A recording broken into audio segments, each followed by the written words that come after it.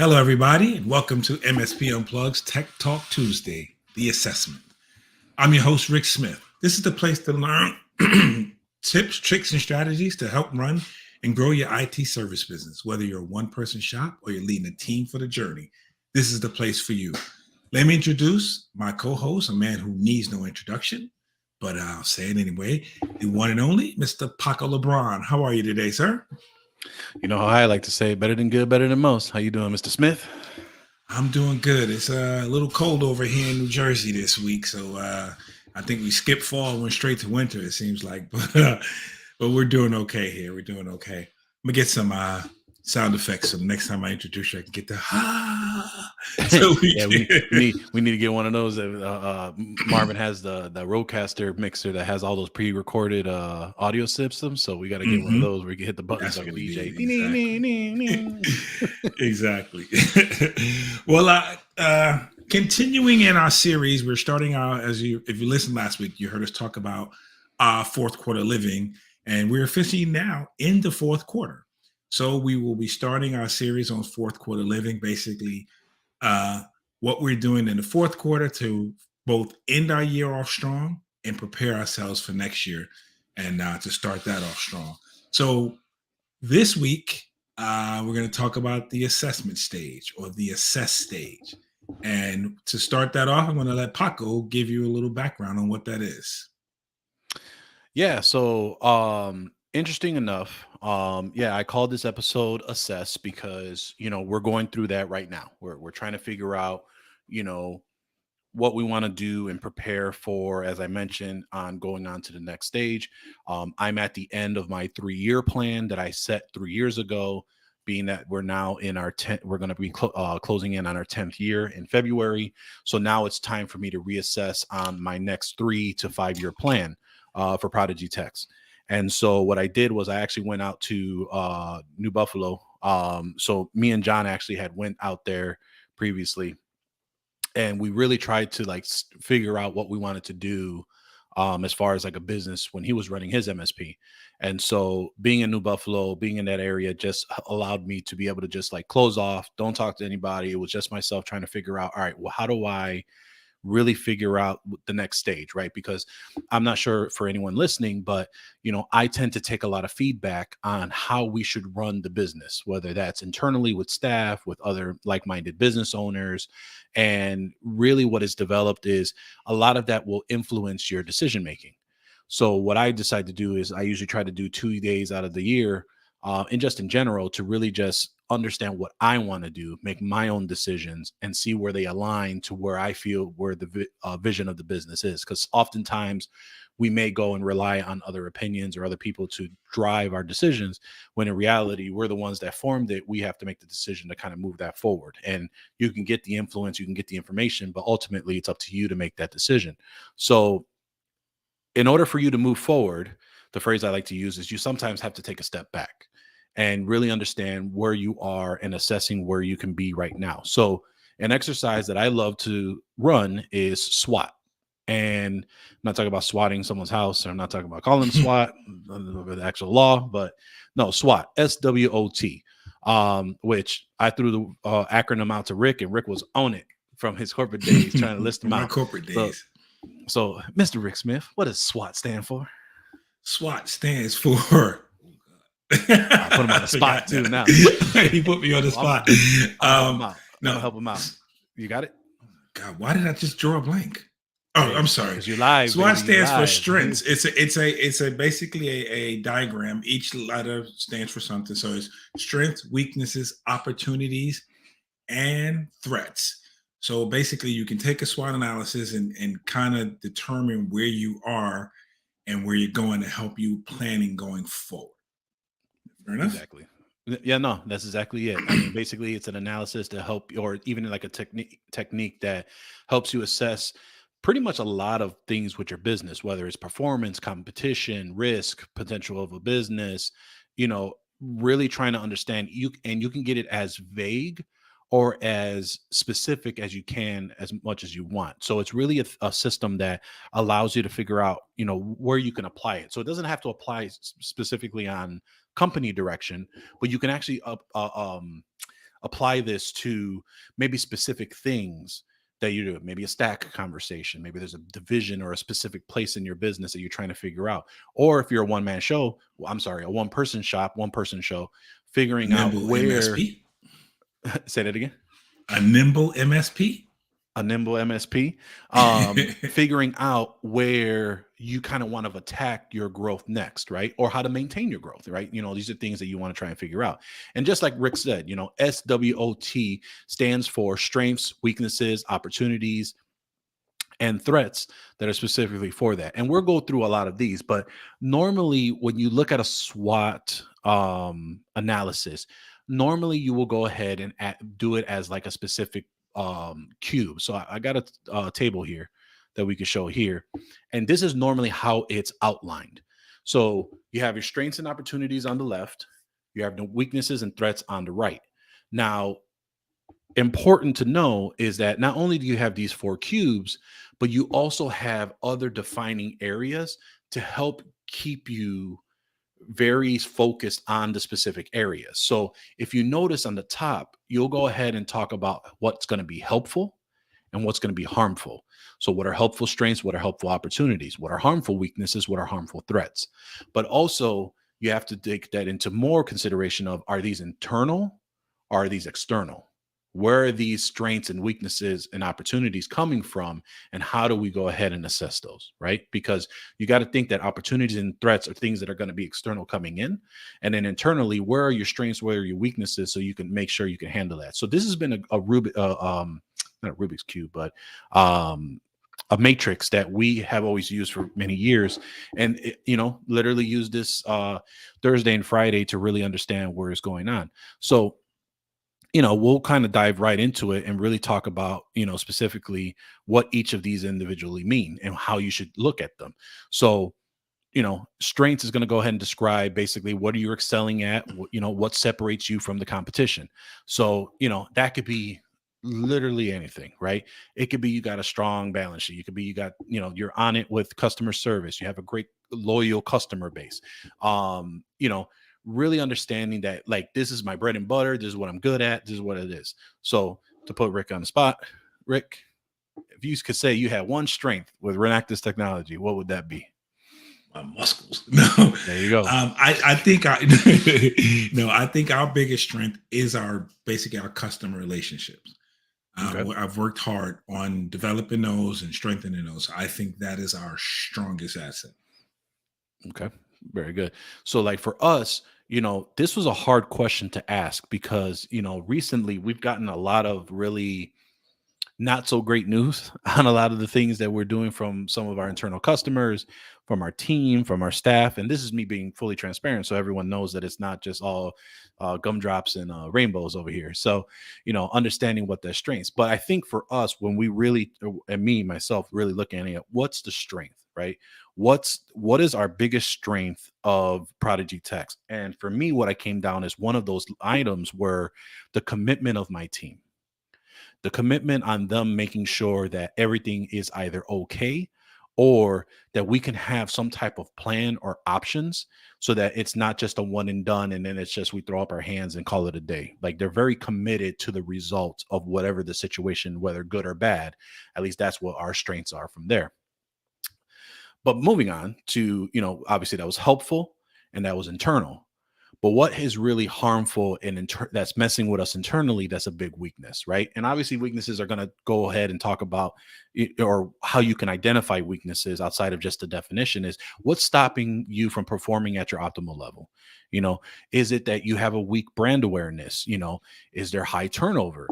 Do you have a lot of debt? That's a big thing where your debt to what you're making ratio, it may be an issue. And, basically you have lack of capital. These are all things that you can identify as weaknesses on, this is something we need to kind of assess, right? And figure out what we need to do. I'm going to throw it over to Rick again. Rick, if you'd like to share with us, what is one of your weaknesses that you can go ahead and share with the audience today? I feel like I just went through this, but yeah, I wish. No, I think one of our weaknesses here is I'm gonna say commitment, but it's follow through, it's follow up. Or just always be we have those strong relationships that I talk about, but sometimes we lack in follow through. So we lack in basically we're slow sometimes to resolve certain things that we say we're going to do, or we don't necessarily, we're not always cutting edge, I guess is the best way to say it. And I don't mean having the latest technology, but I just mean sometimes we miss the boat on fixing things or correcting simple things. So there's probably a better word for it, but or execution maybe is maybe a better word for Okay. No, that's fair. I can tell you exactly what the weakness is. I'm the it. weakness of ProdigyTeks, and I'll explain that in a minute. Um, there's a phrase that Juan Fernandez over at the MSP Growth Coalition taught me that he had brought to his MSP when he was running that division. And the phrase was, if all roads lead to Juan, Juan is the problem. And that's what's happening here. If all roads lead to me, I'm the problem. And it was a very um I don't know what the right word is, but my team had a big meeting right before TechCon. My office coordinator came in town. My customer success manager is local. As everyone knows, John Dubinsky is helping me out with project management and really helping on that on documentation in that realm for the business. And then we have our two remote employees in Latin America. And so what ended up happening was they all kind of got together and they had a very good constructive meeting without me there. And what it came out of it is things that should take a day or two, maybe three, oftentimes take a week, week and a half, 2 weeks because of the 1/10 of things that I need to say yes or no to is stalling the prediction and results for the team for the company. And that can range from anything. That could be from I signed up for our deal reg with Lenovo and it needs my 2FA code because I put my phone number in there because that's the only 2FA that I have available. It's the, you know, I quoted a client this much at an invoice 3 years ago, and now there's a new upgraded information. How should we proceed with that? So, lack of SOPs, lack of processes, not updated processes have caused a lot of everything come to me. I have to make the answer and I have to make the time for it. The other problem, unfortunately, and it's unfortunately the sad truth, is running two businesses is not all as it's cracked up to be, right? So, as me and Rick can probably relate, not only were we running our own MSPs, but this year was very daunting on us for the past year because, and literally almost a year to the date, is when we took over MSP Unplugged full, as a full business, registering it. So a lot of people don't know what happened internally, but we had to internally kind of update all this. And you can reference that episode back in January, New Year, New Us.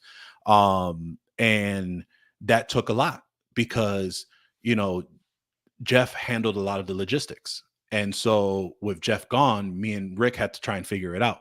And obviously we're dealing with our own MSPs and then we had to leverage that. So this caused a little bit for us to try and figure out, all right, managing those two, but still running business, right? Now, I happen to be fortunate that my team ran with it, but I've realized I left them alone for too long for 6 months and things got adopted that I probably wouldn't have approved. So going back to weakness, all roads lead to me. And that's what I'm now working on in the next 3 months to make sure that the roads don't lead to me so that they can make not only better decisions, but decisions that are attainable, quantifiable, and qualified as well. All Yeah, right. and it makes sense. It's kind of what we're gonna have to do. We both have to do this for our respective companies, and then we're gonna have to sit down and do it with MSP Unplugged so that we Yep. do the same thing so that we can find a way and strategize to way to make it all work so that all three companies are able to work, with or without us, heavily involved. Right. Yeah. I think that it's also, one of those where you can't really focus on, like, you have to assess it, but you can't stay stuck on it, right? You have to figure Right. out what's going to be the actionable things that you can do, right? And that's why being able to do this, and we'll talk a little bit more about how to figure that out later on here as we go through. Being able to go to the next cube or the next quarter is being able to figure out the opportunities, right?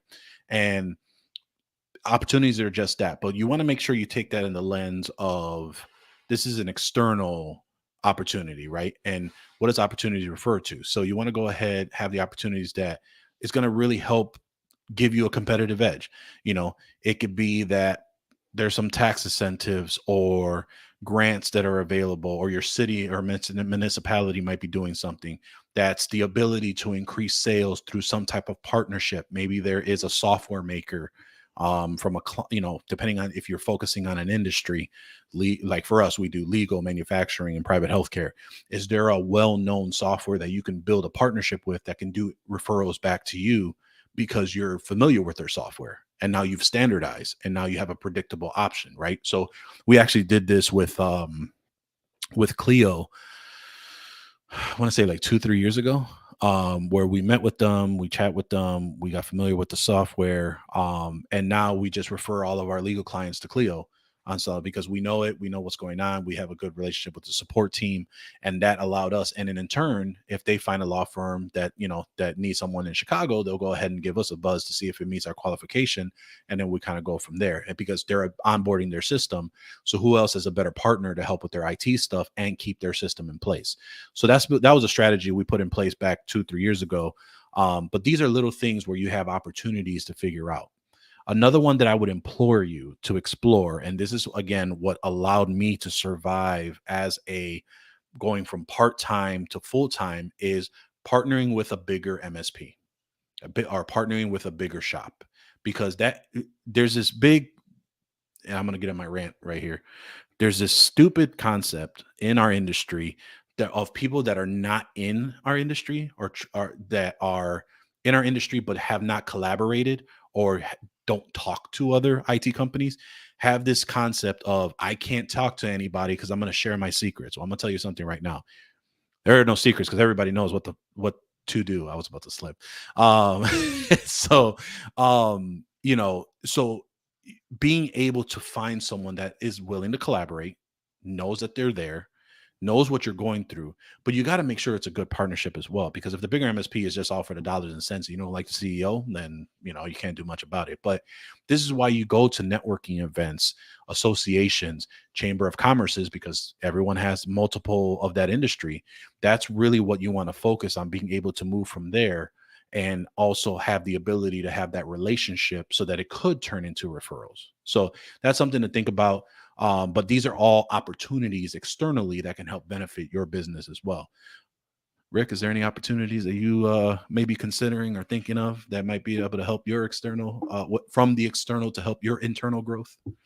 Right. And I was going to bring that point up, is that I'll answer your question first. Yeah, there are a couple opportunities that we have now with some external partners, one overseas and one across the country, that we are partnering with to do some work, here locally.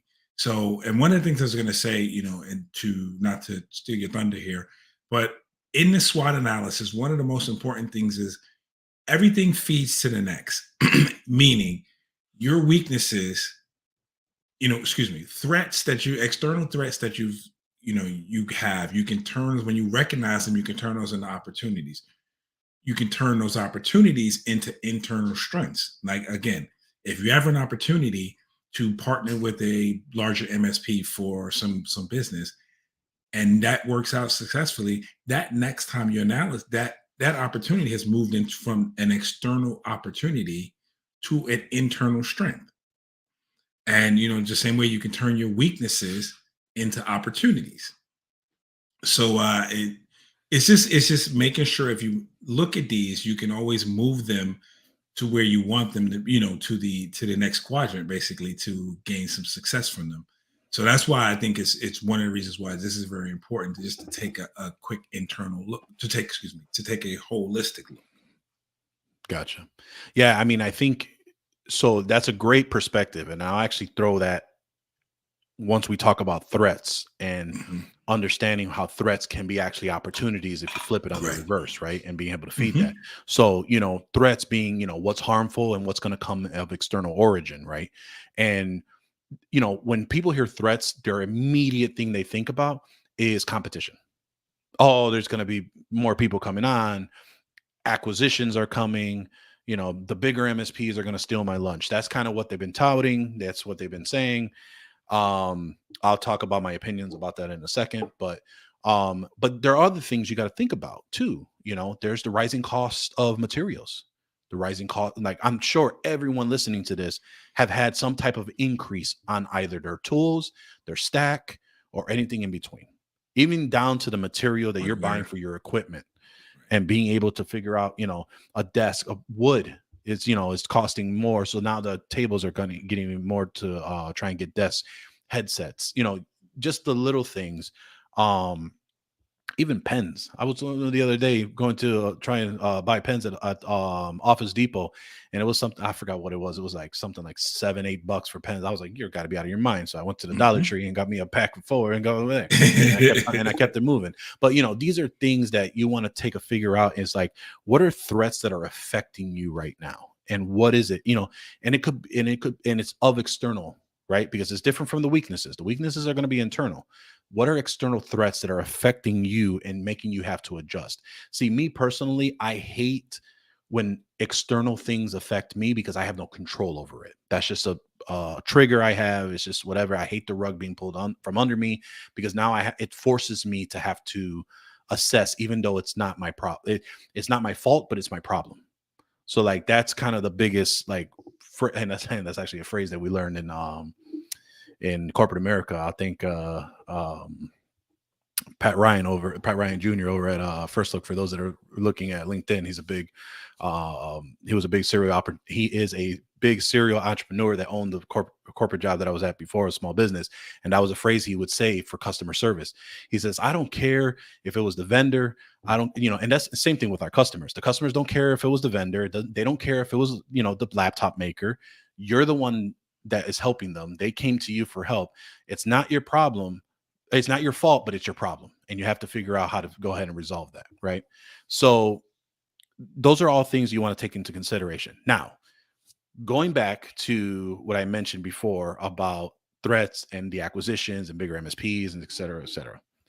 And they're saying, you can't compete unless you're on a big stage. I have two things to say of that. And then I'll throw it over to Rick after my second rant for the show. I haven't had 2 rants in the show in a while. One, if you are a one-person show and you're trying to figure out how to compete and you're badass at what you do, but you're worried about numbers, you reach out to the community. You can establish, and I have partners that we've even set up masterminds in different regions of the US, because if something were to go wrong, I know that they're going to come in and help me out, whether it's in the Midwest, whether it's a client that I have that, because a lot of our clients are remote workforce. They're out in Denver, they're out in Jersey, they're out in Florida, they're out in Cali. All of these have been developed and nurtured relationships and genuine relationships, because that they'll be there for you. And in return, you'll be there for them. And being able to go ahead and, I had and I got to put this in the Facebook group so anyone knows, send me an email. I had a buddy of mine from a MSP out in Baltimore, and he was saying, "Hey, wrote up all this documentation for a client. Do you happen to have a supply chain management policy document?" I was like, "You know what? I really don't." He's like, "But let me put a call out and see if I can get that for you." So these are the relationships you get from coordinating the community group, talking into specific local networking groups, TechCon Unplugged, things of that nature. So these are all the things that I have to say for that. 2, for every acquisition that I have ever heard about locally, that is private VC owned, or a national MSP acquired a local MSP, I have always gained more business when that happened than not, because of a couple reasons. Either A, they're so big and trying to understand what's going on. B, they've raised the prices beyond what the small business can afford, which is comparable to on that size. Or 3, they don't have that personal touch. Every time they have to make the phone call to a help desk member, they're repeating themselves the same thing over and over again, versus a local business that has been to that location, that has documented this process in the building and the place and the locations properly, and have been able to move forward. That is what I will tell you will always be the deciding and competitive edge. People don't care what you tell them. People don't care what you try to promise them. People care about how you made them feel. And that's what travels with them. And the more you understand that, and I talked about this in at TechCon in one of my sessions, I don't remember what, is when you're empathetic to the client will grow so much better than you being sympathetic to the client. Once you understand those two things, you will go a long way. And if you want to know how you can learn what's the difference between empathetic and sympathetic, you got to attend a TechCon so I can tell you that metaphor that I use and that I tell everybody. You'll never forget on what the differences are for both. But I digress, and I will go ahead and throw it over to Rick. Okay, when we talk about threats, we think about the again, the external. So as Paco says, so I'm not going to reiterate everything he just said, but just keep in mind when you look at threats, they can be things that you don't necessarily, you can't control a lot of those, but being aware of what they are puts you in a better position in order to, I don't want to say defend against them, but in order to be prepared to survive them. So, and a lot of threats, again, we talk about this, and I was talking about the cyclical. The threats become opportunities. If you master them correctly, you can turn those threats into opportunities, or you can see, it's basically how you look at it. And one of the things, as Paco was talking about whether, depending on what size you are, it goes back to execution. It goes back to relationships, because let's be honest, we all use pretty much the same tools. We all have the same opportunities to grow our business, to service our clients. What separates a guy who is, or a company who is, at the, I don't know, let's just say the 7-figure level, as opposed to the guy who's at the 6-figure level or below, is really just execution, right? They have no built-in advantage. Again, there are those exceptions of people who may have inherited a book of clients or something like that, but for the most part, we all start out the same. We all have the same opportunities. We all have the same, we're pulling from the same pool. And so when you do things like this, when you analyze your business, take an honest, hard look at where you are, what is working well, what's not working well, where can I improve, what's coming down the pipe that I can take advantage of, and what are the things I got to look out for. That's your SWOT analysis. When you take that and you look at that and come up with a strategy for that and plan for that, you can grow your business. You have the same opportunity to grow your business as the guy down the street, or as the 7-figure, 8-figure, whatever MSP they are. Now, again, one of the things to know and to keep in mind, I happen to believe that, as Paco said, the large 8-figure MSP is not a threat to me, right? A strength to me may be my size. It may be the customer base that I want to serve. So you have to look at it from both ends. You don't necessarily have to be that threat, or what you perceive as a threat may actually be a strength for you, because that guy, who is the 8-figure MSP, he may only want to work with, let's say customers that are 20 seats and above, 50 seats and above, 100 seats and above, right?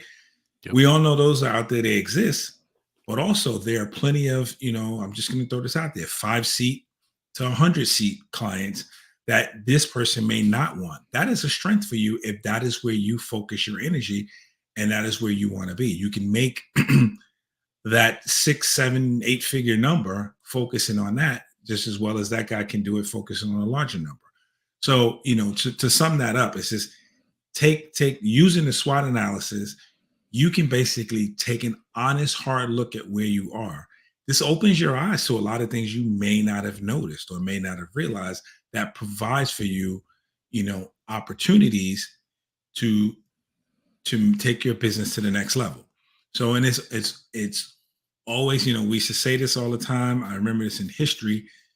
Um, particularly African American studies, is basically if you don't know where you're coming from, you don't know where you're going, right? So if you Mm, don't know preach. where you are now, or where you were, there's no way you can get to the next level because you're not planning for it, you're not seeing it, you're not understanding it. So that's it's important. So that's why I would say that that's probably one of the greatest things we can take a look at is this SWOT analysis.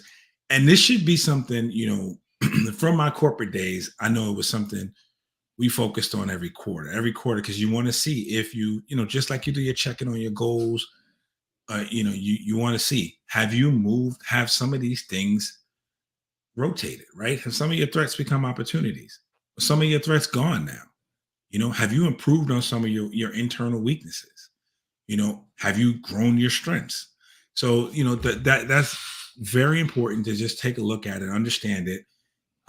It's more, this is the, as I was saying this a lot before, we run an IT business. We tend to focus a lot on the IT, and we need to, particularly if you're an owner, you need to focus on the business portion of this.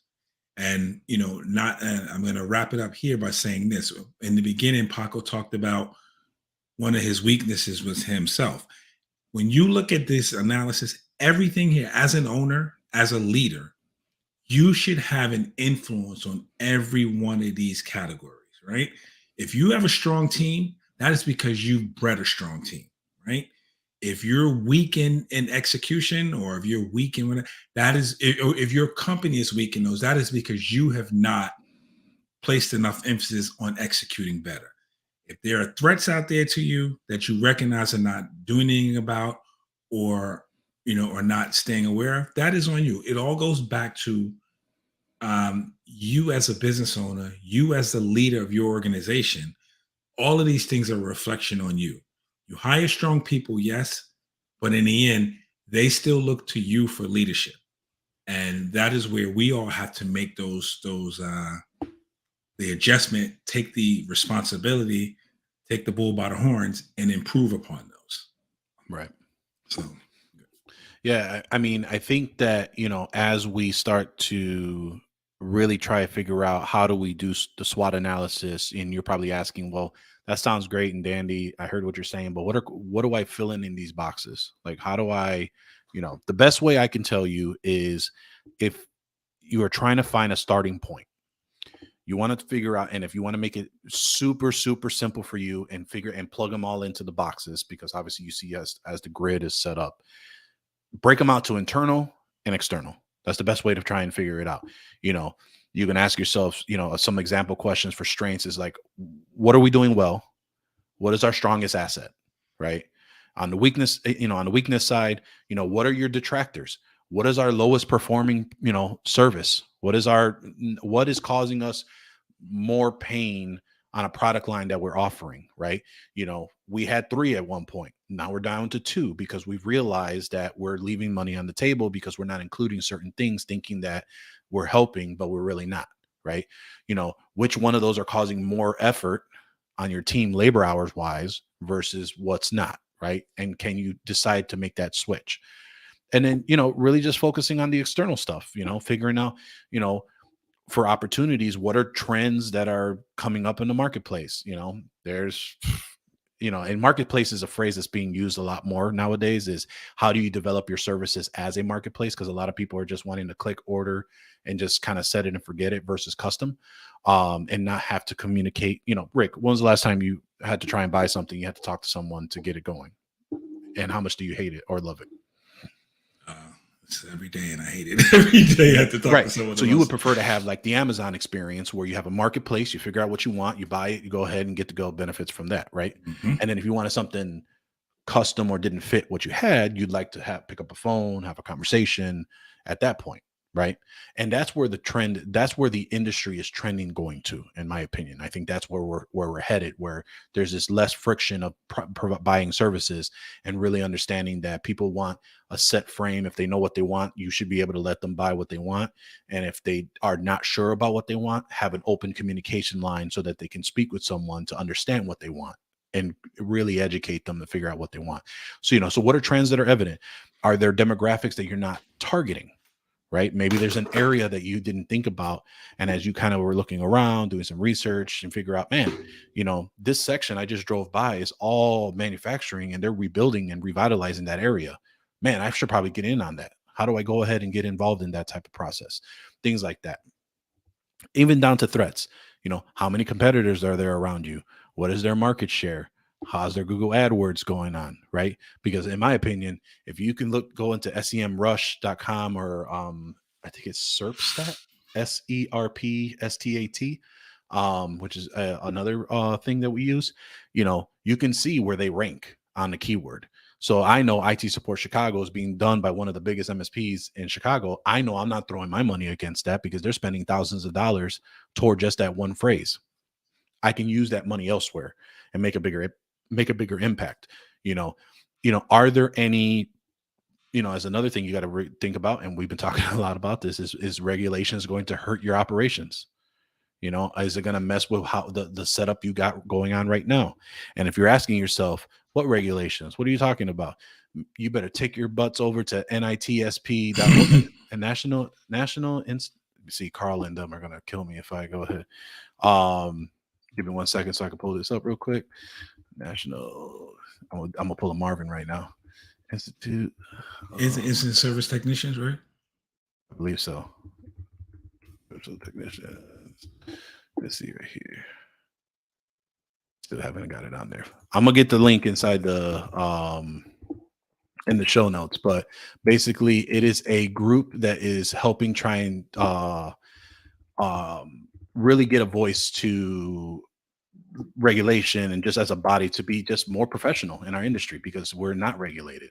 Man, they're gonna kill me. Anyway, I'm gonna put it in the show notes. I'll make sure I put it in the group where you should be involved. If you don't know what we're talking about, regulations, law, etc., we should know. If you don't, head over there, be a member, get involved. They'll help educate you on what's kind of coming and what's going on from there. We'll make sure we have those notes. But these are things you want to try and take into effect, really understand, and really take into account on what's going on. So that's how I would break this down. Rick, if you were going to do a SWOT for your business right now, how would you try to kind of do all this for yourself? Well, to start out, I would take ask myself the 6 questions: who, what, where, when, why, and how. And each one of those can fit. There should be a one for each one of those in every box, right? But more so, you're going to find the who, what, and how in your internal, and the why, where, and when in the external, right? And the reason being is when you say what are my strengths, that's going to be who's a strength, or how is this a strength, or what is the strength, right? Or what is the weakness? Same answer for weakness. The opportunities portion of be, why is this an opportunity? Where's the opportunity at? When can I take advantage of it? The same way with the threats. And if you look at it that way, but you should be able to fit all 6 of those in each box. But if you take the top 2 and make that the who, what, the who, how, and the what, and the bottom 2 and make those the why, where, and the when, you can, get the frameworks to fill out a SWOT analysis, or to begin filling out. And then again, you're not going to, there are a lot of things that go on in your business, or, that when you sit down to write this out, you don't necessarily remember them all, see them all, right? This is why this has to be a living document, a living, breathing document that you're always going back to.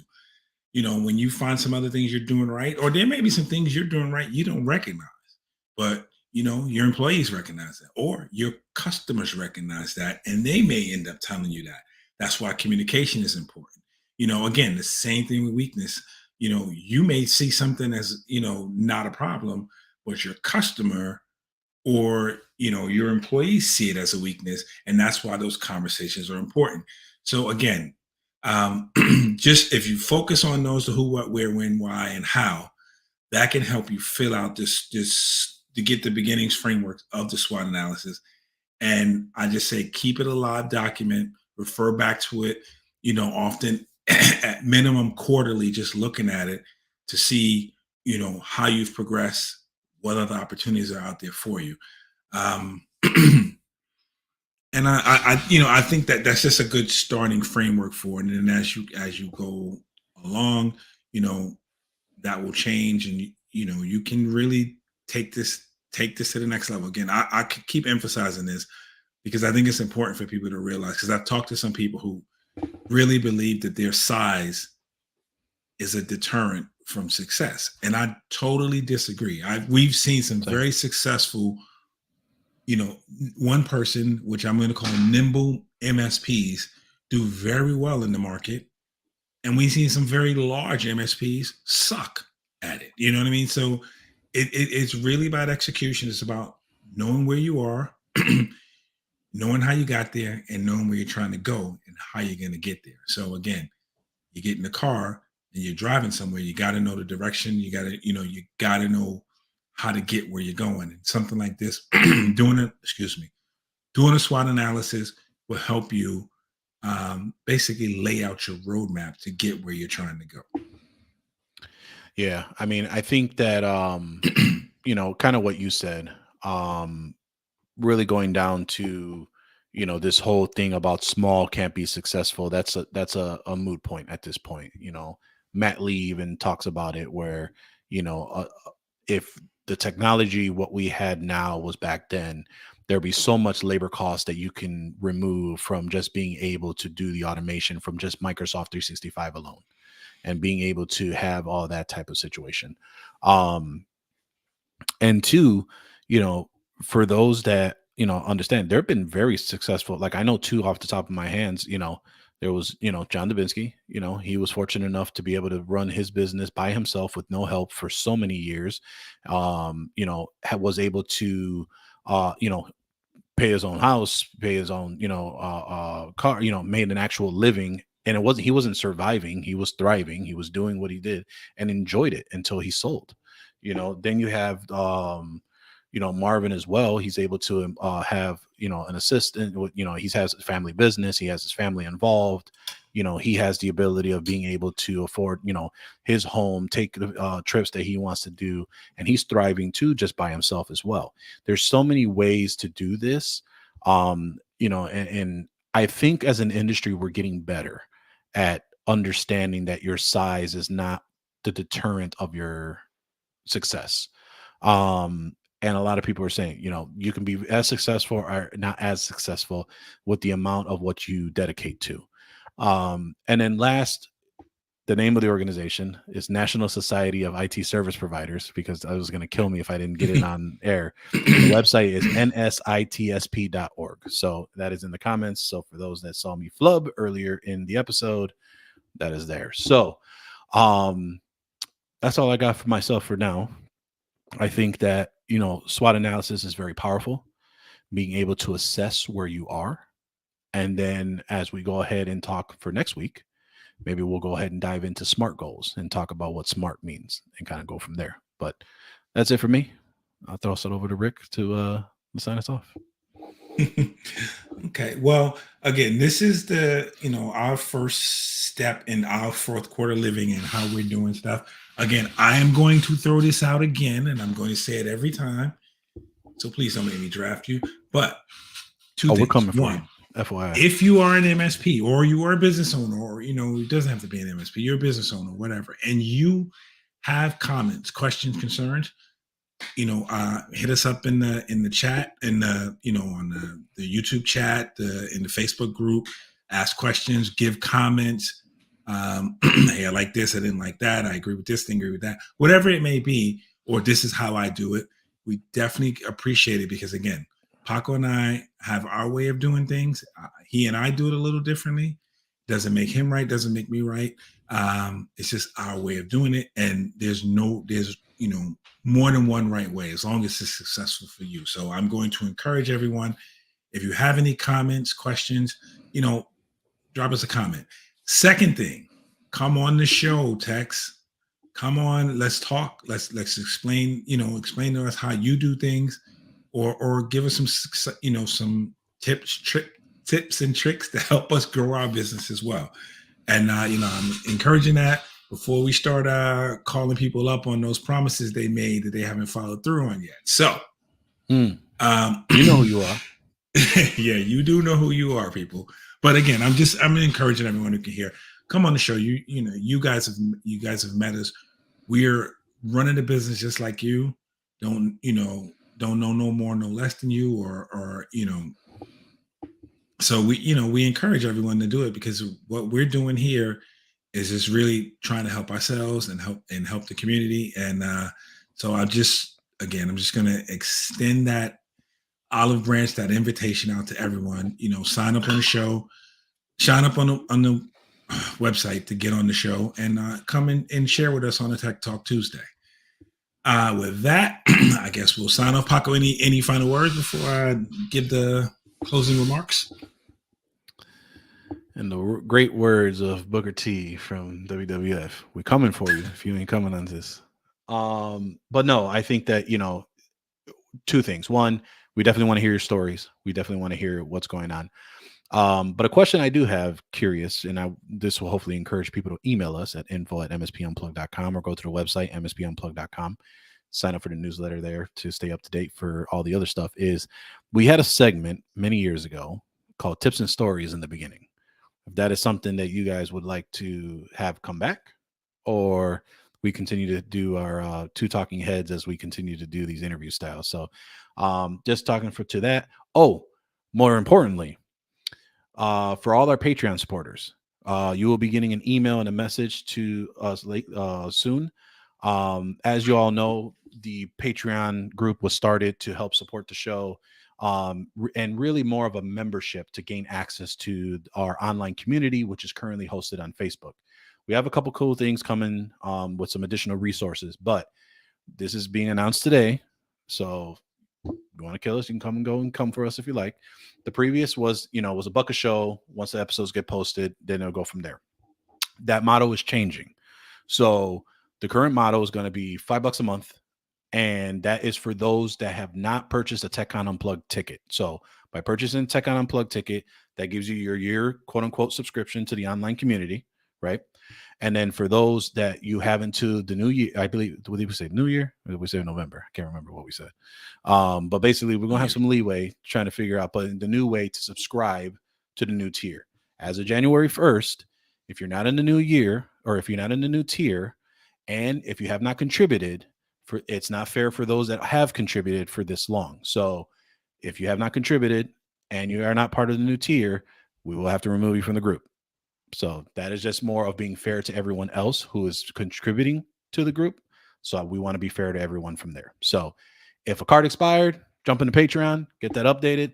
We'll be sending out a message to all the Patreon link members as well, because this is going to be completely for everyone that has not purchased a TechCon Unplugged ticket. And that'll be a change that's going into in January. But just know that we'll be making a few announcements from now until then. And nothing personal. So if you get booted, we apologize. But get your stuff updated. So, and obviously this is different from influencers. So there are influencers that are in our group as well. That is so that we can provide value to those. So, Marvin, Mike Smith, some of the other guys that are in there providing value because they are influencers in the industry. We are talking about those that have contributed, that are members. You know who you are. If it's lapsed and you want to sign up to the new tier, go ahead and do so. And I want everybody to understand something. What the whole Patreon, what the whole Patreon support is for, is to keep the channel going. There are some expenses that go into producing this show twice a week. There are some expenses that we paying for the stream, paying website. So you guys know it. Yeah. You guys know all of those things. So that's where that that money goes, and that's why we ask for the support to help us in this, basically to keep the channel alive and keep us going here. So again, and to be fair, that's only if you're getting value out of this. Obviously, if you're not getting value out of this, we totally get it, right? And there's no personal situation. We get it if it's something that's not your vibe anymore. If you feel like we should be doing things different, but we asked you and you don't give us any input back, nothing we can do about it. So that's kind of what I'll say. So if you're getting value out of it, we appreciate the support. If there's no value out of it from you and you like to just catch us on YouTube, more than happy to do so too. And one final thing before we sign off, recently we keep having, we are behind and we are a little late on the surveys, but they will be coming this week. So we just had some logistical challenges we had to make. So we will get them out this week because it is very important for us to get your feedback as we plan for next year. So survey, slides, photos, those will all be in that newsletter with all that information. Sorry, I didn't mean to. Exactly. Okay. So one last thing, we're going to sign off here, and I think I want to thank everyone for coming. I am going to ask you, tune in every Tuesday and Thursday. You can watch the video podcast on youtube.com/MSP Unplugged or facebook.com/MSP Unplugged. If you like it on LinkedIn, just hashtag us MSP Unplugged, and you will find us there. One of the things that's important, if you do watch this on YouTube, we need you to like it, subscribe, hit the notification button so you can be notified whenever there's new episodes available. If you're an audio person, you can catch us on your favorite podcatcher. We're on Amazon Music, Spotify, Apple Podcasts. Once again, I want to thank everyone for listening. We'll see you next time on MSP Unplugged.